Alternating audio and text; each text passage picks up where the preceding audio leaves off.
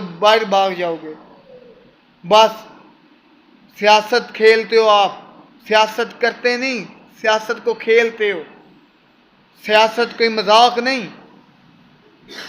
अवाम, आपको अवाम का सोचना चाहिए। मैं खुदा की कसम बहुत खुश हूँ कि ये हैं असल नुमाइंदे, ये हैं एमपीए, ये एसएचओ शखवत भट्ट जलालपुर जट्टा, ये है रेस्क्यू टीम।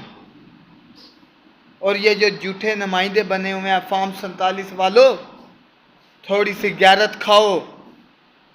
गरीब अवाम है, जो गरीब अवाम है वो क्या करे? ये थोड़े से ना दिमाग खोलो अपना। आप तो बाहर याशियाँ कर रहे हो। मैं बस इतनी बात करूँगा, इनको थोड़ी सी गैरत आ जाए। शुक्रिया।